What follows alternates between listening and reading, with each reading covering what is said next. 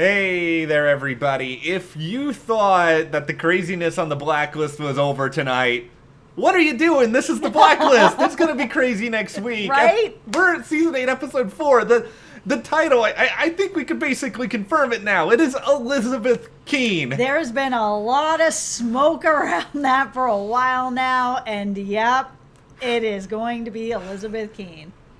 Okay, this is my first thought. If you're gonna title this episode Elizabeth Keene, a series regular since the very start, number 2 person on the call sheet, this better be like one of the greatest, most intense, crazy episodes of all time. Otherwise, you are just gonna let us all down immensely, and we are all gonna be sad. Nope, don't put that out into the universe. I feel like this is going to be exactly what you think it's going to be. It's going to be intense, is going to be crazy. There's going to be a lot of back and forth with these two. It's going to be good. Get on board the hype train, everyone. I almost want to do the train sound effect. I'm not, because that would be very annoying, so we will... Okay, that was better than what I was going to do. But anyway, if you guys enjoy what is going to be a video full of theories as the crazy stuff that's coming, give this video a like, and also subscribe to the channel. We have a review up of tonight's crazy episode. Yeah, we'll link that for you below, but definitely subscribe and stay subscribed, and that way you won't miss any of our Blacklist coverage, because there is a lot coming. A lot. Don't be surprised if there's more theories coming in the days ahead. Who knows what we're gonna conjure up over here. Toot toot. See, once again, better than what I was gonna do. Okay, so let's just start with the obvious. Yep. Liz has been put on the blacklist right now. It does not look great for her, given that everyone in the known world is now after her. Yeah, and I mean, we talked a little bit about this in the review, but Matt sort of brought up this idea that this blacklist is fluid. It sort of now really feels like whatever Reddington feels like. If he's got a problem, oh, this person was always on the blacklist, let me just pencil them in here and erase this other person. This blacklist keeps moving. Here's the other question then. Who assigns the numbers? Because you suggested the possibility of Liz being number 2. We've talked about Liz being number 2 in videos before. Yeah, I've long thought she's number 2 and Reddington is number 1. But if it shows up next week that Liz is number 2, Red just said to put her at the top of the list. So who's stopping her from being number 1 then? Right? This is probably a conversation that completely has nothing to do with the episode, but I'm very curious about it.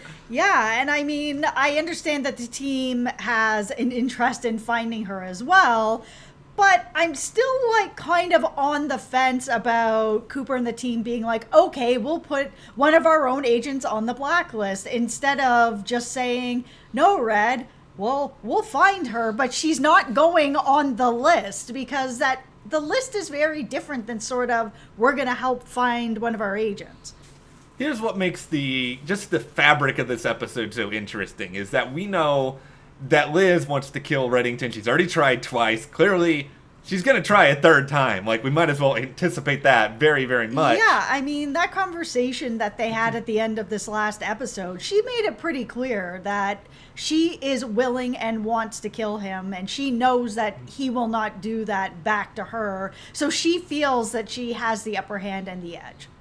Where things get interesting, though, is that Red, at least if we are to base this entire episode off one conversation between Red and Cooper, which is probably not the best move, but I'm doing it anyway.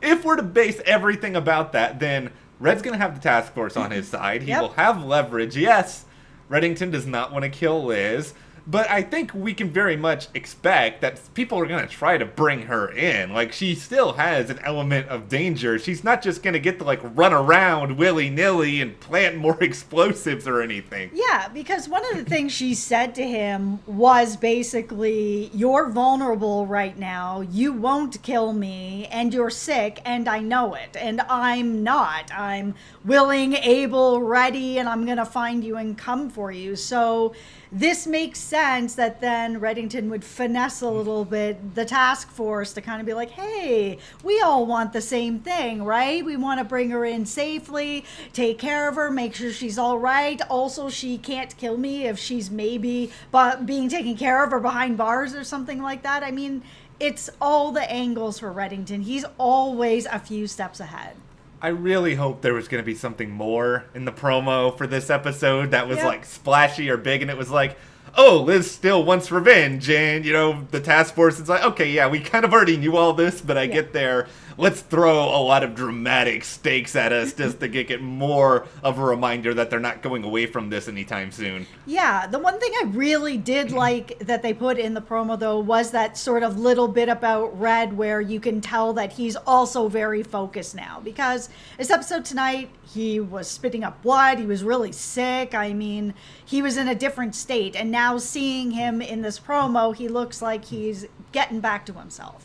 I think Reddington fashioned himself as capable in the episode tonight of trying to find a way to restore things to normal where, you know, he could hang back with his associates, maybe grab a hard drink or something, put his feet up, and it's like, oh, there's no more footstool. I can't put my feet anywhere. I am just flailing now. Yeah.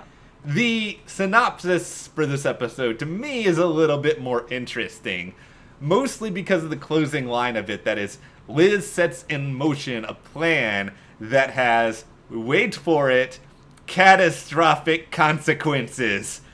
Doesn't that get you doesn't that get your brain going a little bit like, what could these be? Yeah, for an episode that's going to be called Elizabeth Keene, I feel like there's probably going to be a big death in this. And I'm not necessarily saying we're going to lose her or Aram or someone that we all really love and want to keep around, but could somebody close by that's maybe been someone who comes in and out of the show maybe get killed off? Somebody that we do all kind of like, but is maybe not a regular. I had said that I thought that tonight wrestler should have gotten killed off, not necessarily because I don't like him or anything like that, just because I think it would have pushed Liz's character in and her story into a really interesting arena. So if we're sort of just to look at the board here and be like, okay, who could they get rid of? What would be a catastrophic consequence? Don't say Dembe. Don't say Dembe. Okay, first of all, they're not getting rid of Reddington. We can all agree on that. You didn't say don't say Dembe. Don't say Dembe. I'm putting it off because I don't want to say it. Like, I don't think they're killing Liz. I just think it would be, you know, she's the second lead of the show. I can't see them killing her 4 episodes into the season. Okay, we got to have the Dembe conversation now. Liz wants something bad to happen to Reddington. That much is clear. Yes. If you can't get to Reddington, you hurt him by taking someone away close to Reddington. I don't want this. I adore Dembe. He's one of my favorite characters. I'm worried. That's what I'm saying. I don't think that she's going to straight go for Dembe. I don't think it's going to be if I can't get you, I'm going to get everybody you love. But I could see her setting something up for Reddington and Dembe, wrong place, wrong time. Please don't do this. I can't say it enough. Put it into the universe. Please don't do this. He is not the person that I want to see go. Yeah, and it's like, I have a hard time thinking about other people because it's like, they almost killed Wrestler tonight. It's going to be kind of repetitive if they almost kill Wrestler tonight and then Wrestler gets caught in the crossfire and dies next week. It'll be like, well, why'd you keep him alive? Well, I guess so that they could sort of have this moment where she said, hey, can I stay with you for the night? And he was like, yeah, sure, come in. And, you know, they have a relationship. They're friends, they're coworkers. They've been around each other a really long time. They care about each other a lot. So with the catastrophic consequences, I, again, think it would be the most interesting if she was trying to get to Red and she killed accidentally someone that she cares about.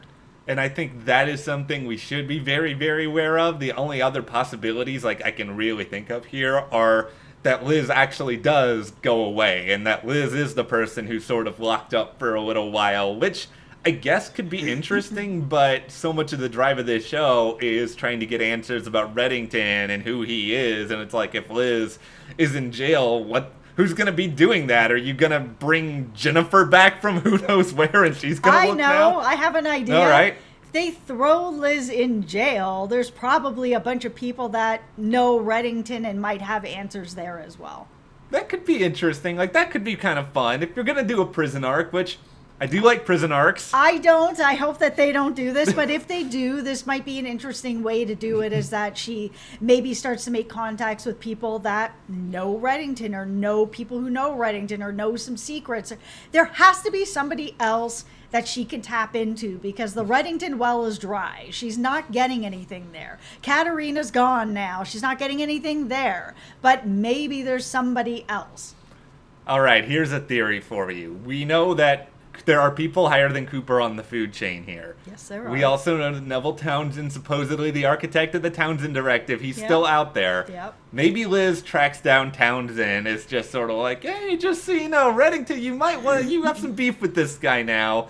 Maybe Townsend goes back to the FBI. Maybe Townsend's higher up on the FBI at this. Maybe the task force just gets shut down. There's been so many threats of shutting down the task force over the years. Maybe it happens. I'm just most curious, once we get on the other side of this, sort of what happens to Liz. She has quit the task force now. It feels like her heart and her soul are just not part of this anymore. I don't know how her and Reddington get past this to get to some sort of spot where they're ever working together again. And I mean, it's just hard when you sort of have these two characters that were once close, so close, and then you've pulled them so far apart that she's hitting that red button to blow him up. Like, she is there. She is committed.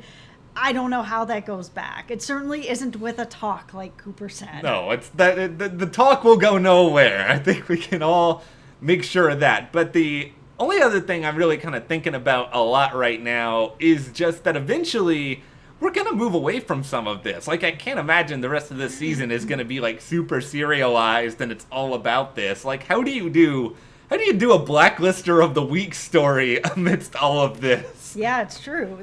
All the Blacklisters of the week would all have to have something to do with this. Like, maybe calls up one of the Blacklisters who can help get her out of the country. Like, maybe they're all connected. I'm really curious to figure that out. I'm just really curious how they're going to live up to this level of hype, because this is the most important episode title-wise in the entire history of this show, and we're 8 seasons in. Agreed. Okay, well, with that in mind, let's hear from you guys. What can the Blacklist do in this episode to live up to Elizabeth Keene being the Blacklister?